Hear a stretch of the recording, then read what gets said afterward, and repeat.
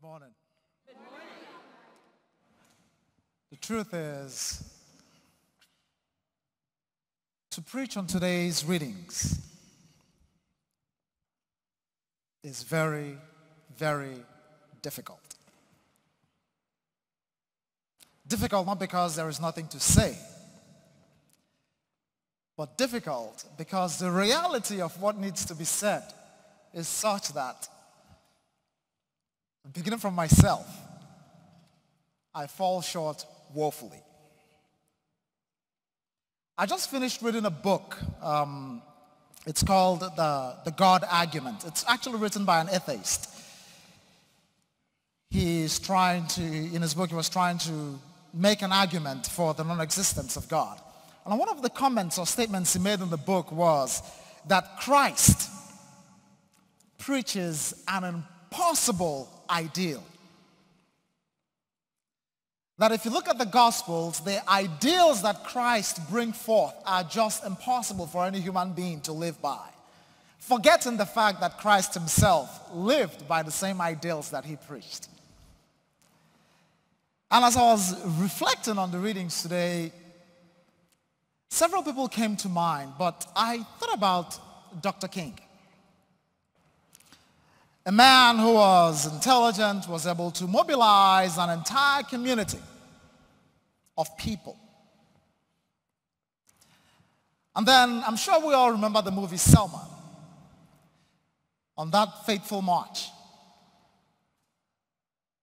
after the several attempts, people were injured, people were killed, and multiple attempts on his own life, even though it eventually ended in his death, I asked myself the question, why didn't Dr. King give up? Or why didn't he, better still, mobilize the whole black community and everybody else that supported him and literally begin another civil war? He had the authority to do that because people would have listened to him. Now, looking at the gospel reading today, the apostles James and John came to Jesus basically and did what most of us would do. In your glory, we want seats in your right and at your left. Forgetting about whatever would happen before he attains that glory. They just want the finished product. In your glory, give us seats, one at your right and the other at your left. The response Christ gave was, you could see there was actually surprise in his face. Do you quite understand what you're asking? And he asked them, basically, you don't know what you're asking for. Because the kind of authority you are asking for is not the kind of authority that is ordinarily seen. First and foremost, telling them that the authority they were asking for is not an authority that lords itself on anybody else. It's rather an authority that submits itself to the people it is called to serve. Now, looking at that gospel reading, many a times we think about just people in different public positions of authority. Let's bring it home. When a man at home with his wife and kids rules his house like the Lord of Lords, whatever I say goes and nobody questions what I say or what my decisions are. Is that the symbol or the kind of authority that you are supposed to exemplify as a father in that house? Or mothers?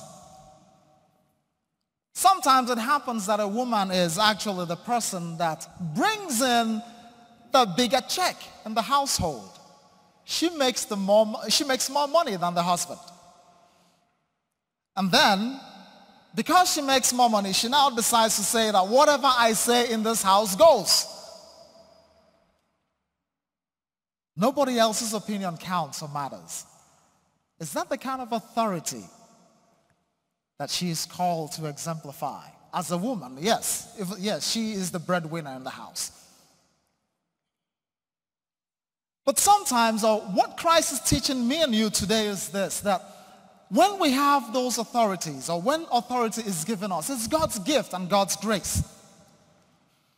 But the challenge that I know that we all go through, which is why I say I myself fail woefully in this regard, is this. Sometimes when we try to wield authority correctly, we run the risk of going through the same things that people like Dr. King went through. To be patient, to be kind, to be submissive, or to be a servant Lord, you run the risk of being insulted. You run the risk of being abused. You actually run the risk sometimes of losing your own head. And if we look at history, everyone that has lived and used authority the way Christ has said we should use authority has actually gone the same way that Christ went.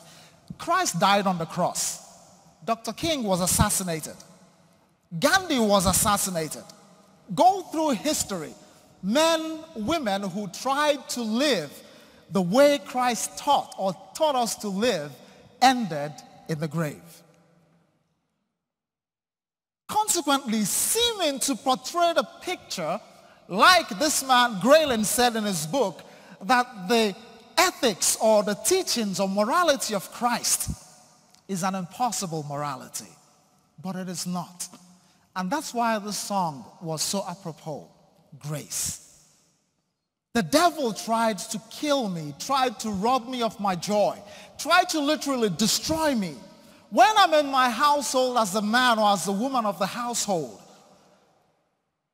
and then I am trying to be a servant leader, but my wife keeps all the time. She just nags and nags and nags until she gets what she wants. Do I now say, you know what, forget this. I will use my authority as a man and show you who is in charge in this household? Do I now do that? Or do I even worse still, gang up the children against my wife by saying, your mother is crazy?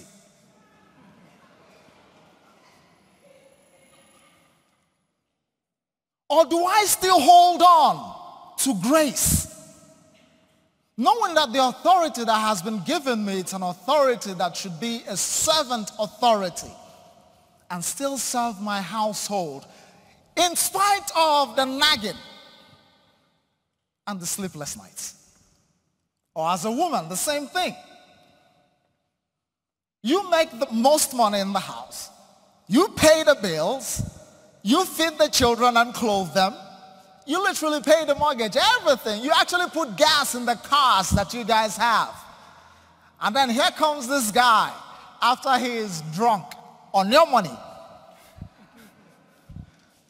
And then he's, woman, I'm in charge in this house.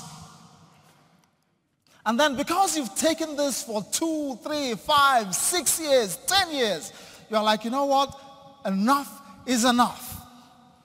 If you don't sit your behind down right now, I'm going to show you who's boss in this house.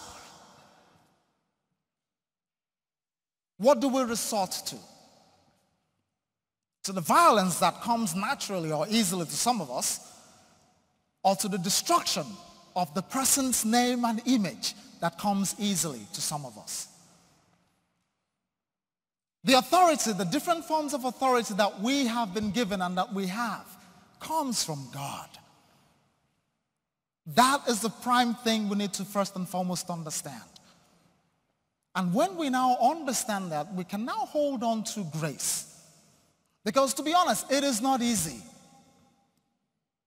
It is not easy to be able to do, but still choose not to do. It is not easy to be in a position of power and still choose not to wield your power against people or against someone.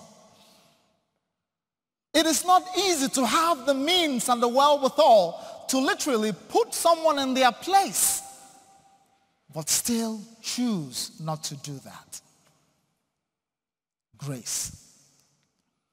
And when we get to those points, that is when we feel like as if God doesn't understand what we are going through. Why would I be going through all these mess just because someone thinks they can? And that is why the second reading is so important. That we have a high priest who has been tested and tried in every way like you and me, but is without sin.